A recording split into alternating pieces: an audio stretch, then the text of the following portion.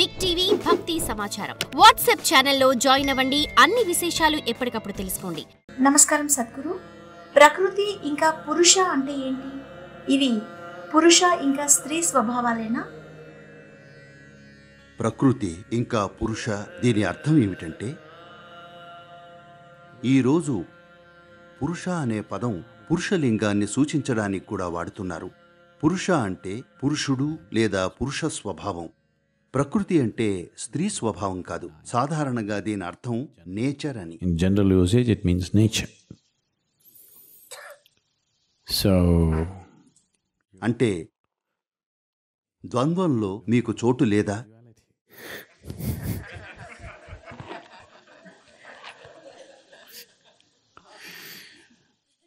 అలా కాదు. పురుష అనేది కారణం, ప్రధానమైన ప్రేరణ. ఇది ప్రతిదీ మొదలయ్యేలా చేసే శక్తి.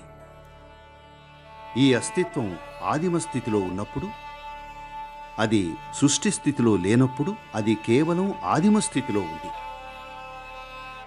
ఆ స్థితి నుంచి హఠాత్తుగా సృష్టి అయ్యేలా చేసేదాన్ని పురుష అంటారు. ఆ కారణాన్ని.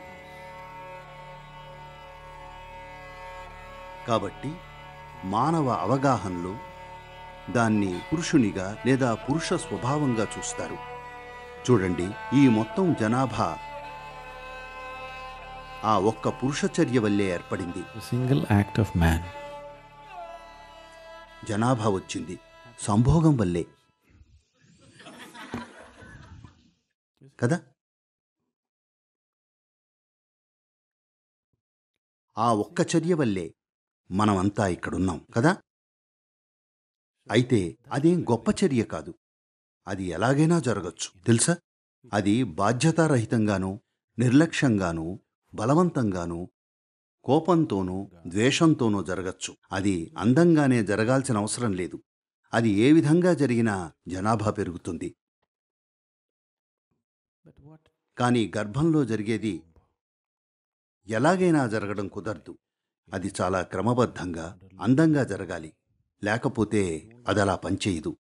నేనేం చెప్తున్నానో అర్థమైందా? ఈ పురుష చర్య ఎలాగైనా జరగచ్చు. అది ఎలా జరిగినా గర్భంలో జరిగేది మాత్రం చాలా క్రమబద్ధమైన, అందమైన ప్రక్రియ. అది తప్పుగా జరిగితే, అది హింసాత్మకంగా జరిగితే, అది ఇంకేదో విధంగా జరిగితే జీవం పోసుకోవడం జరగదు. అందుకే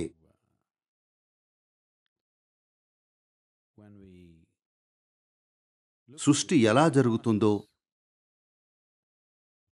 అనే ఈ ప్రాథమిక ప్రక్రియని చూస్తే, కేవలం ఒక్క ప్రక్రియలా కనిపించే ఆ ప్రక్రియను చూస్తే అది అలాగే జరుగుతుంది. దాన్నే పురుష అంటారు. కానీ దాన్ని తీసుకుని నెమ్మదిగా జీవంగా రూపొందించేదాన్ని ప్రకృతి అంటారు. Is called Prakriti or nature. కాబట్టి ప్రకృతిని స్త్రీ స్వభావంగా కూడా సూచిస్తారు. ఎందుకంటే సాదృశ్యం ఇంకా పోలిక చాలా స్పష్టంగా ఉంది. అది ఖచ్చితంగా అలాగే ఉంటుంది.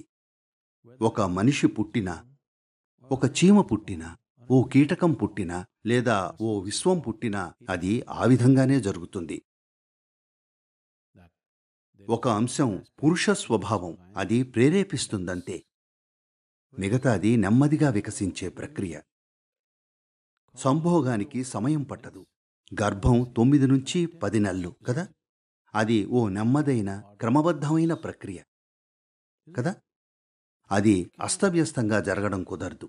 ఇది ఎలాగైనా జరగచ్చు, అవునా? ఇది ఎలాగైనా జరగచ్చు. అది ఎలాగైనా జరగదు.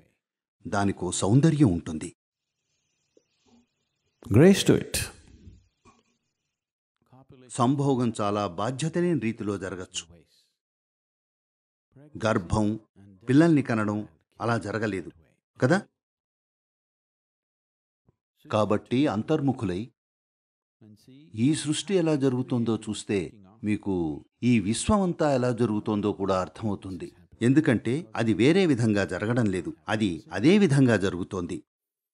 అందుకే ప్రేరణిచ్చేదాన్ని పురుష లేదా పురుష స్వభావం అంటారు.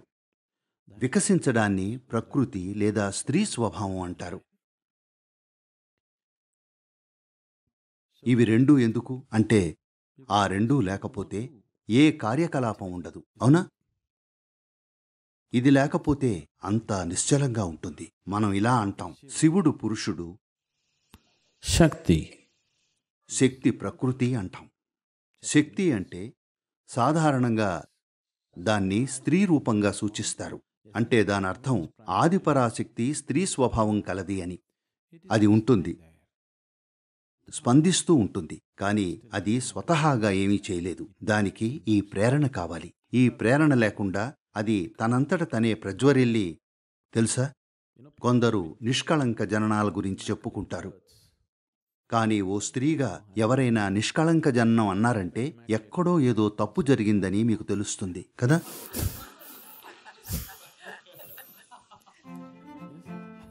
చరిత్రలో ఇంకా ఈరోజు కూడా చాలామంది స్త్రీలు అది నిష్కళంక జననం అని చెప్పుకున్నారు. ఓసారి ఇలా జరిగింది. ఓ ఉన్నత సమాజానికి చెందిన ఆవిడ తన 14 ఏళ్ల కూతుర్ని చెకప్ కోసం డాక్టర్ దగ్గరికి తీసుకెళ్ళింది. డాక్టర్ ఆ బాలికను పరీక్షించి మీ కూతురు గర్భవతి అన్నాడు. ఆవిడ, ఏమిటి, అది అసాధ్యం, అవకాశమే లేదు, మా పాప తను మొగాణ్ణి ముద్దు కూడా పెట్టుకోలేదు, అలా జరిగే అవకాశం లేదు. అవును, ఏం బుజ్జి, నిజమే కదా అంది. అవునమ్మా అంది.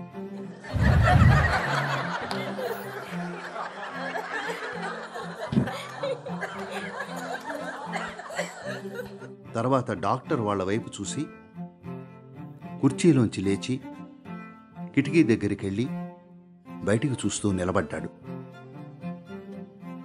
అప్పుడు ఆవిడ, ఏమైంది డాక్టర్, ఏదైనా సమస్య, కిటికీలోంచి ఎందుకలా బయటికి చూస్తున్నారు అని అడిగింది. డాక్టర్, క్రితంసారి ఇలా జరిగినప్పుడు తూర్పున ఓ నక్షత్రం కనిపించింది అన్నాడు.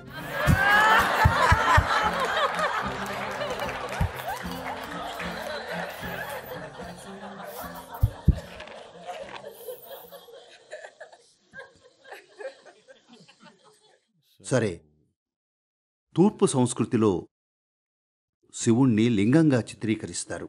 Shiva is represented as the linga. లింగానికి సంబంధించి ఒక అంశం ఏమిటంటే అది దీర్ఘ వృత్తాకార ఆకారం. మరొక అంశం ఏమిటంటే అది ఓ శిశ్నం.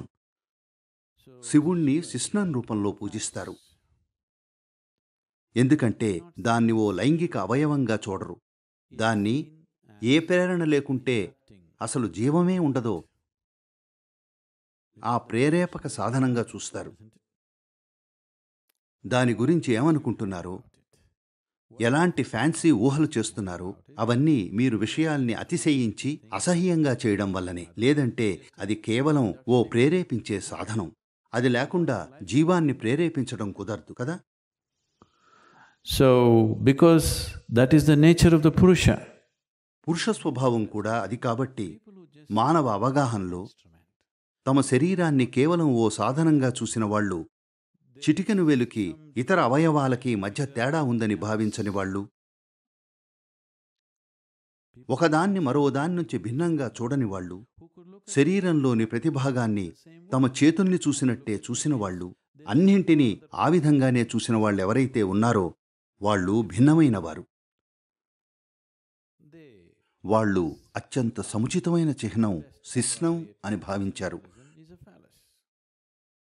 వాళ్ళు ఇతరుల మనసులో అశ్లీల ఆలోచనలు పుట్టిస్తున్నామని అనుకోలేదు. అర్థమైందా? వాళ్ళు అశ్లీలత గురించి ఆలోచించడం లేదు. వాళ్ళు శరీరాన్ని కేవలం ఓ సాధనంగా చూస్తున్నారు. దీన్ని ఎలా సూచించాలి అన్నప్పుడు వాళ్ళు శిశ్నం ఉత్తమమైన చిహ్నమని భావించారు. ఇప్పుడు మనుషుల ఆలోచనలు లైంగికతతో వక్రీకరించబడ్డాయి కాబట్టి ఇప్పుడు దాని గురించి అన్ని రకాల ఆలోచనలు చేస్తున్నారు. ఇది అర్థం చేసుకోవాలి. ఇది పూర్తిగా భిన్నమైన మనస్తత్వం నుంచి వచ్చింది.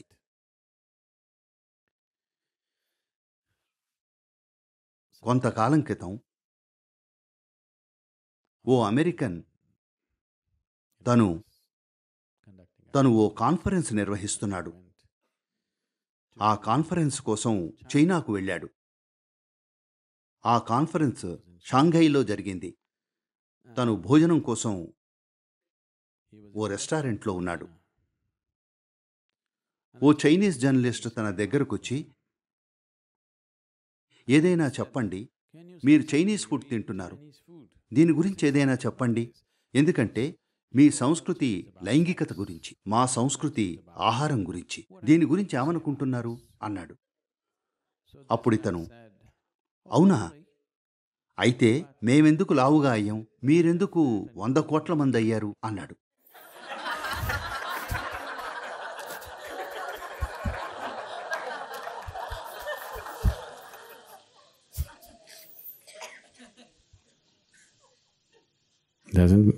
Doesn't work out, isn't it?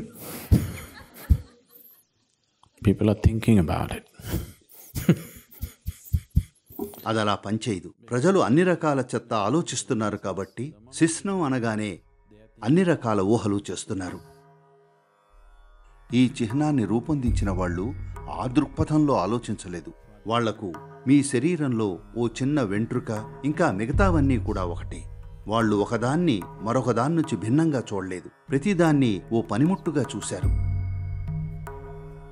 అందుకే ఈ చిహ్నం వాడడం జరిగింది. అందుకే పురుష అనే పదం ప్రకృతిలోని సహజంగానే విషయాలను మొదలయ్యేలా చేసే ప్రేరణని సూచించడానికి వాడబడింది. For more videos like this, subscribe Big TV channel.